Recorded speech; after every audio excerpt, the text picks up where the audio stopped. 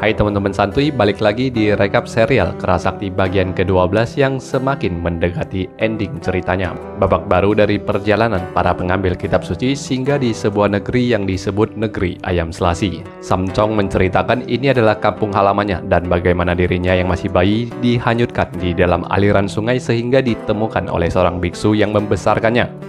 Saat Samcong pergi meminta sedekah sendirian, ia ditolak oleh kepala biara dari sebuah kuil di sana. Tidak terima gurunya diperlakukan secara kasar, Gokong, Patkai, dan Wuching menyamar sebagai keluarga kaya yang mengerjai mereka lalu memberikan mereka pelajaran. Kepala biara itu mengatakan kalau mereka yang terlalu pelit untuk membagikan sedekah kepada biksu Samcong sekalipun adalah karena negeri ini telah dilanda kekeringan panjang selama ini akibat raja yang memerintahkan para rakyat untuk mengeringkan sungai di negeri itu. Sumur yang ada di hadapan mereka adalah satu-satunya sumber air yang bisa mereka harapkan. Usai itu, Tong Samcong sendirian menemukan arwah yang keluar dari sumur. Arwah itu mengaku dirinya bernama Chen Quan Rui, seorang bangsawan yang berpotensi untuk menjadi raja.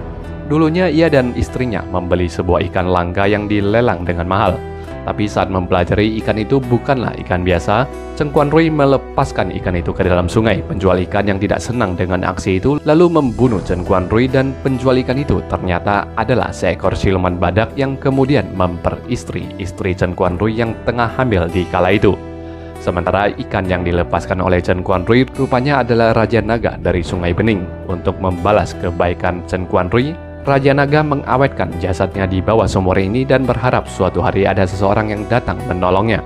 Chen Quan Rui tahu kalau Samcong datang bersama Gokong yang sakti pastilah bisa menolongnya, tetapi Kerasakti yang tidak tahu apa-apa pas datang ke sana langsung menghancurkan arwah Chen Quan Rui. Setelah diceritakan oleh sang guru, Gokong kemudian membodoh-bodohi Patkai untuk turun ke sumur itu dalam rangka mengambil jasad Chen Quan Rui.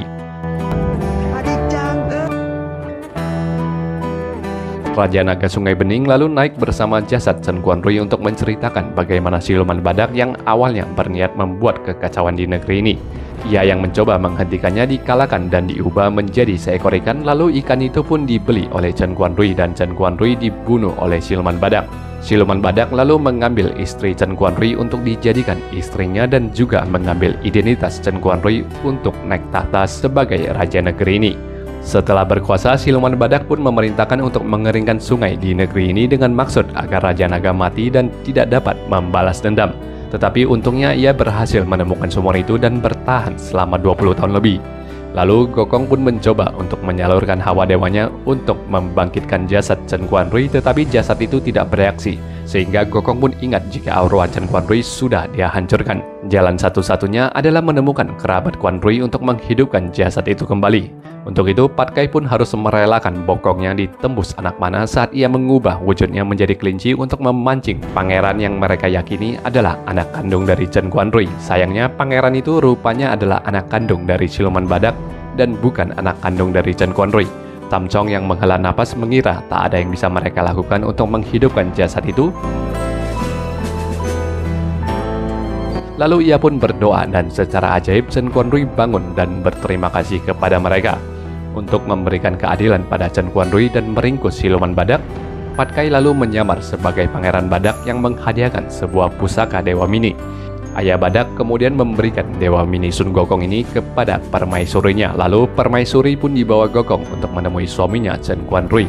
Setelah lebih dari 20 tahun berpisah, si istri lalu menceritakan waktu itu ia memutuskan untuk melakukan bunuh diri setelah melahirkan bayinya. Namun, ia dicegah oleh dewa yang memberikan ramalan kalau ia akan bertemu suaminya lagi di sekitar 28 tahun mendatang. Maka itu ia mengurungkan niat bunuh dirinya dan membuang bayinya melalui aliran sungai sesuai petunjuk dewa itu, di mana bayi itu tidak lain dan tidak bukan adalah Tong Samcong.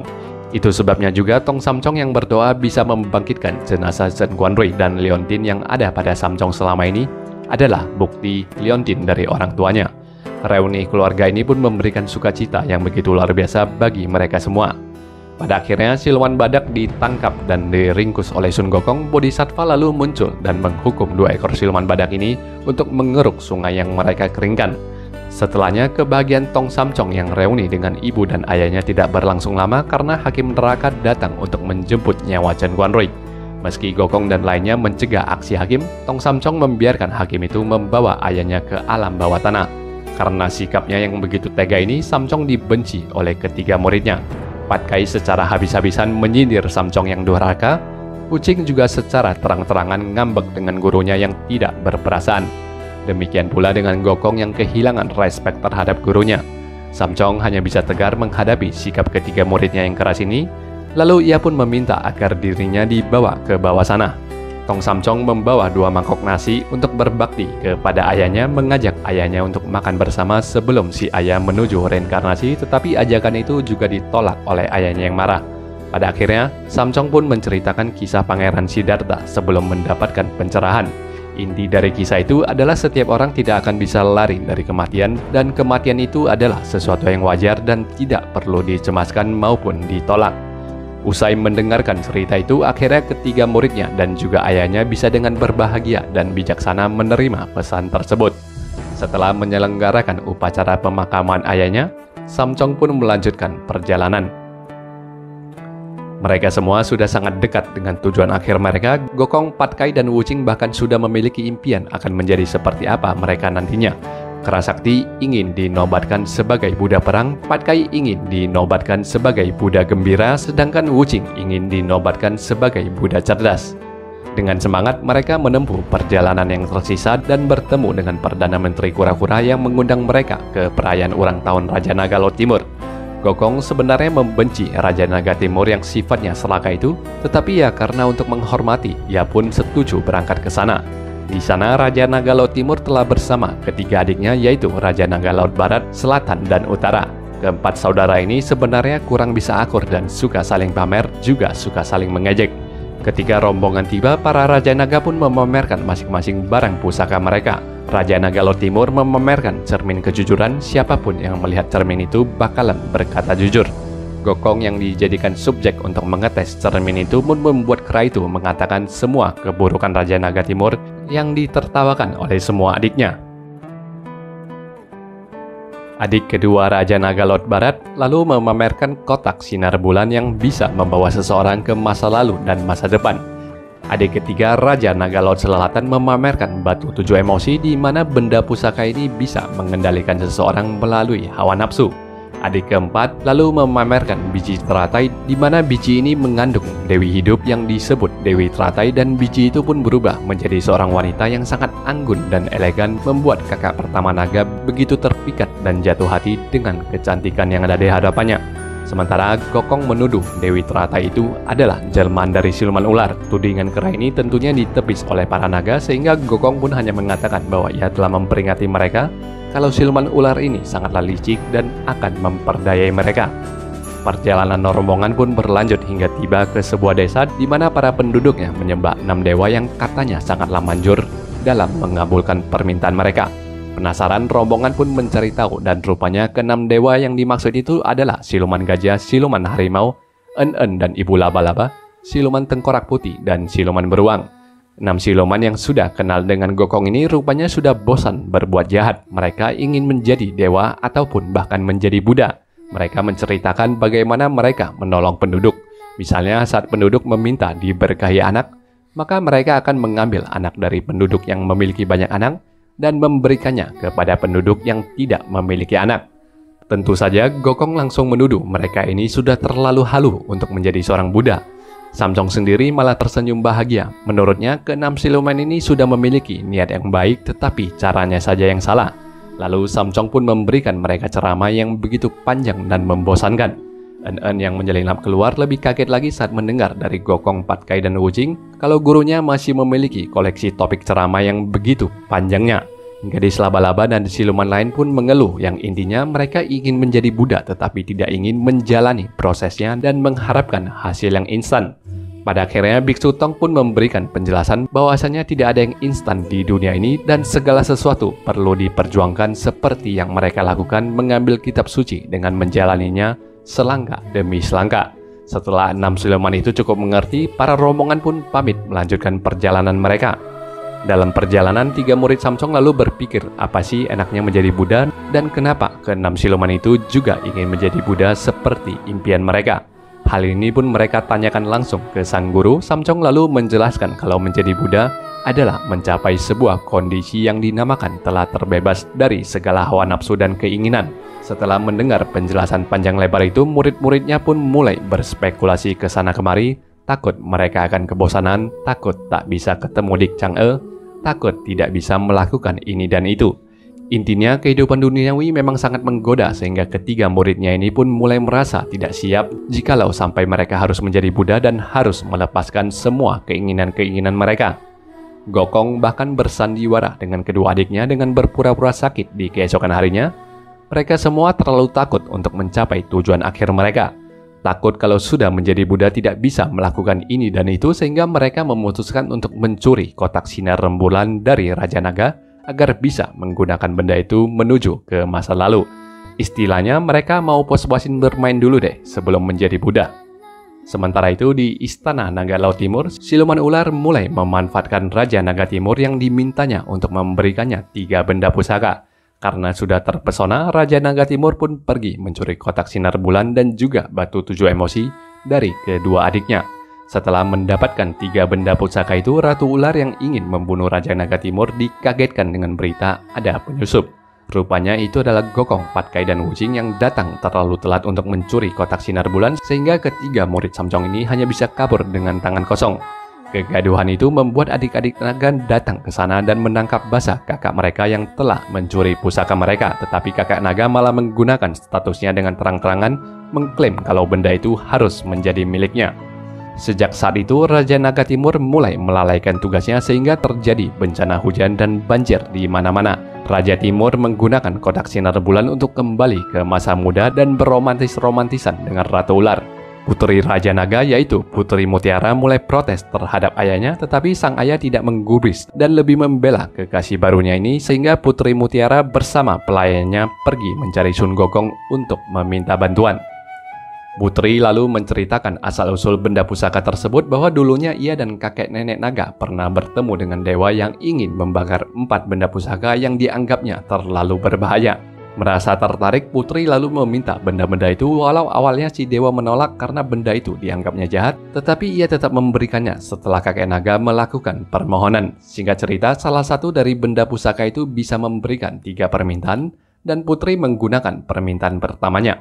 Secara ajaib, keinginannya langsung terwujud, tetapi secara bersamaan nenek naga juga dikabarkan telah mati. Putri lalu menggunakan permintaan keduanya untuk menghidupkan si nenek, tetapi roh nenek naga yang kembali malah membunuh banyak orang di istana. Sehingga dengan ini pun bisa disimpulkan bahwa benda pusaka ini meminta tumbal atas setiap keajaiban yang diberikan olehnya. Untuk itu, Putri ingin Gokong membantunya melenyapkan benda-benda pusaka yang tersisa agar menyelamatkan ayahnya. Menerima persetujuan dari Samcong, ketiga murid pun menuju ke Istana Naga Laut Timur merampas 3 pusaka itu lalu menggunakan cermin kejujuran untuk memberitahu kalau Dewi Teratai yang Raja Naga pacari selama ini adalah Ratu Ular. Walau cukup syok, Raja Naga Timur yang telah terbutakan oleh kecantikan malah tetap menerima Ratu Ular sebagai kekasihnya dan menyalahkan Gokong yang telah merampas 3 pusakanya. Ketiga pusaka itu lalu mau dibakar oleh Gokong, tetapi mereka bertemu dengan 6 siluman yang merasa penasaran. Melihat Patkai yang juga begitu penasaran, Gokong memutuskan untuk memainkan benda itu terlebih dahulu sebelum dibakar. Patkai diberikan kesempatan pertama untuk menuju ke kehidupan 500 tahun lalu melalui kotak sinar bulan. Kala itu, Chang'e mengatakan ia memiliki 3 kata yang ingin ia sampaikan kepada Patkai. Tetapi sebelum mendengar 3 kata yang sangat dinanti-nantikan oleh si babi yang bersemangat itu, Gokong menariknya keluar. Kera itu mengatakan sekarang adalah gilirannya dan ia pun pergi bernostalgia. Saat Samcong mempelajari hal itu, ia menegur kelakuan Gokong dengan keras di hadapan semua orang. Singkat cerita, Raja Naga melaporkan kepada Kayangan lalu Licing dan Naca meminta kembali ketiga pusaka itu untuk dikembalikan ke Raja Naga. Gokong yang marah pada sang guru yang telah menegurnya di hadapan semua orang akhirnya berhasil rujuk kembali dengan gurunya penuh haru, di mana Gokong berjanji ia sangat bangga dan akan selalu menjadi murid dari Tong Samcong. Akan tetapi, Patkai yang masih belum bisa move on untuk mendengarkan 3 kata dari adik Chang'e memohon kepada kakak pertama untuk mencuri kembali kotak sinar bulan. Gokong tentunya menolak karena gara-gara dia yang terlalu nakal dan suka bermain-main ini barusan bertengkar dan berbaikan dengan gurunya. Dengan nekat, Patkai pun meminta bantuan dari 6 siluman. Ia tiba di sana dan Raja Naga digebuki oleh 6 siluman, sementara Patkai menggunakan kotak itu untuk menemui Chang'e yang mengatakan 3 kata itu adalah Patkai yang sangat menyebalkan. Lebih jauh, Chang'e mengatakan hatinya ini hanya untuk Wukang seorang dan untuk yang kesekian kalinya. Hati Patkai pun hancur berkeping-keping. Ia kembali dan menemukan Raja Naga telah dimasukkan 6 siluman ke dalam kursi. Sepulangnya dari sana, Patkai sangat panik melaporkan kepada Gokong apa yang telah ia lakukan. Menurut Patkai, Raja Naga mengenali suaranya saat menyelinap ke sana semalam, sehingga ia takutnya pasukan Raja Naga sudah menuju kemari. Gokong pun dimohon habis-habisan oleh Patkai dan yang lainnya untuk menghandle masalah itu. Kerasakti akhirnya pun setuju untuk menemui Raja Naga yang datang dengan pasukannya. Kerasakti pun menjadi tameng seolah-olah dialah yang membuat masalah atas kejadian semalam dan Raja Naga yang tidak bisa berbuat banyak akhirnya hanya bisa mundur setelah memakinya. Tetapi Gokong tidak sadar aksinya ini dilihat oleh Tong Samsong dari belakang. Ia pun berusaha untuk menjelaskan, tetapi sang guru tampak sangat kecewa dengannya, mengusir Gokong dari sana. Akan membaca mantra simpai lagi. Samcong merasa ia telah gagal mendidik murid pertamanya, lalu mengajak Patkai dan Wuching melanjutkan perjalanan. Patkai yang merasa bersalah karena semua ini gara-gara dia, dan Gokong yang hanya kena getahnya berusaha memohon guru untuk memaafkan kakak pertama, namun permohonan ini tidaklah digubris. Mereka tiba di sebuah kuil di mana Patkai dan Wuching keluar untuk menemani Gokong yang tidak berani masuk. Ketiganya lalu berlutut dan memohon ampunan dari sang guru, sementara di dalam mereka tidak tahu kalau Ratu Ular mengawasi mereka selama ini. Ratu Ular lalu menyerang Samcong dan Gokong sudah terlalu telat saat masuk ke dalam sana karena Ratu Ular berhasil meloloskan diri, sementara Samcong menghembuskan nafas terakhirnya setelah memberikan pemaafan kepada Sun Gokong. Ketiga muridnya ini hanyalah bisa berduka, lalu terpikirkan sebuah ide untuk menggunakan kotak sinar bulan agar memodifikasi waktu. Mereka kembali ke Istana Naga Laut Timur mencuri dan menggunakan kotak itu sehingga berhasil mencegah Ratu Ular yang membunuh Samcong sebelumnya. Berhenti, Gokong, guru. Setelahnya, kotak sinar bulan itu pun dibakar sampai menjadi abu, lalu hubungan Gokong dan Samcong pun pulih. Persaudaraan antara ketiga muridnya juga menjadi semakin erat, di mana mereka hanya perlu melewati satu rintangan lagi untuk tiba di kuil Yin dan menuntaskan misi mereka dalam mengambil kitab suci. Kita akan melanjutkan babak terakhir dari perjalanan para pengambil kitab suci ini di video berikutnya, teman-teman. Like video ini kalau teman-teman suka, dislike kalau tidak. Terima kasih sudah menonton dan sampai berjumpa di bagian terakhirnya.